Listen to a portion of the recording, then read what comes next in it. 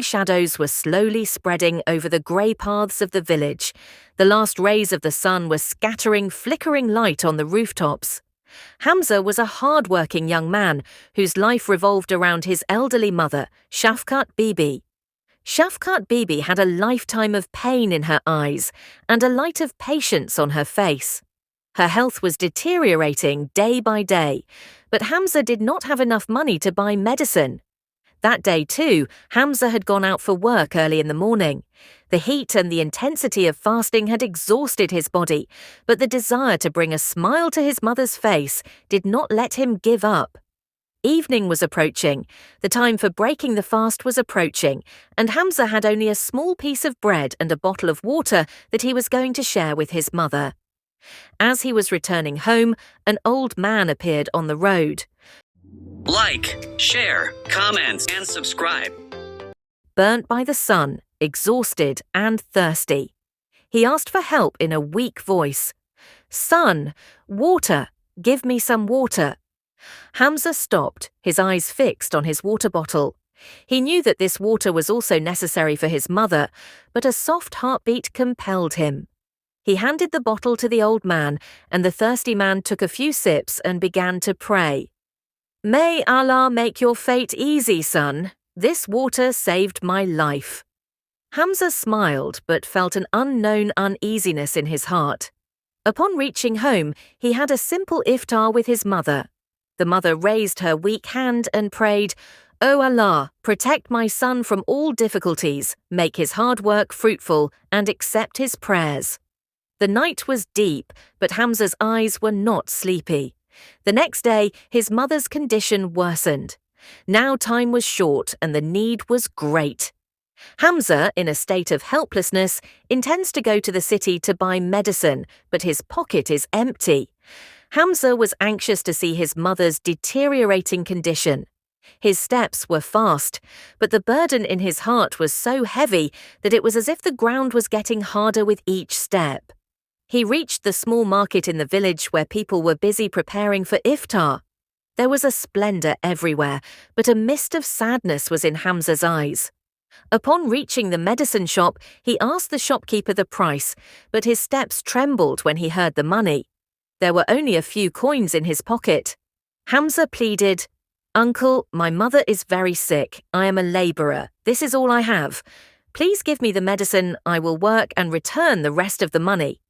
The shopkeeper looked at him with pity, but shook his head in the negative.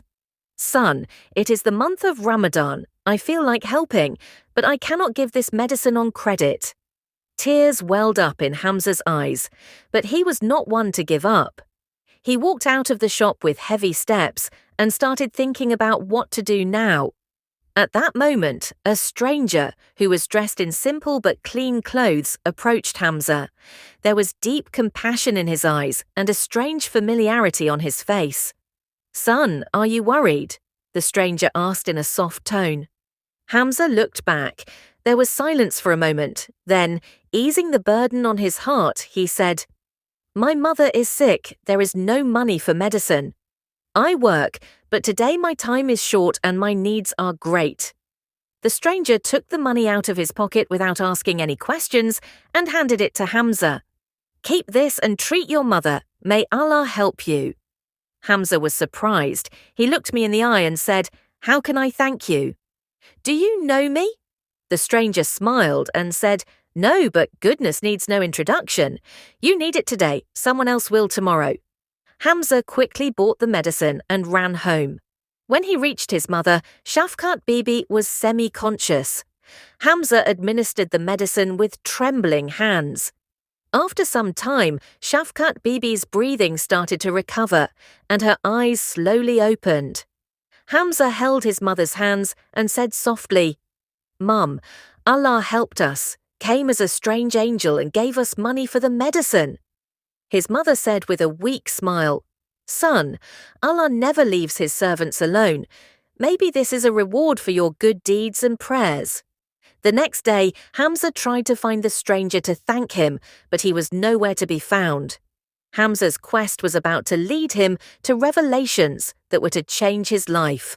The days of Ramadan were passing quickly, but a question kept circulating in Hamza's heart. Who was that stranger? Why did he help me? One day, there were the same market streets, the same shops, and the same crowd, but Hamza's eyes were searching for only one face. He asked every passerby, asked the shopkeepers, but no one had heard or seen anything about this stranger. This was even more surprising. Hamza sat at the door of a mosque, his heart uneasy. He bowed his head and thought that he might never meet that person again. At that moment, the imam of the mosque approached him and asked gently, "Son, are you looking for someone?" Hamza told his whole story. The imam listened carefully, then smiled and said, "Son, sometimes Allah sends angels to help his servants whom we do not recognize. Perhaps that person was the answer to your good deeds. But if you want to find him, there is a charity table in the area near the mosque. Perhaps he will be found there." A ray of hope rose in Hamza's heart.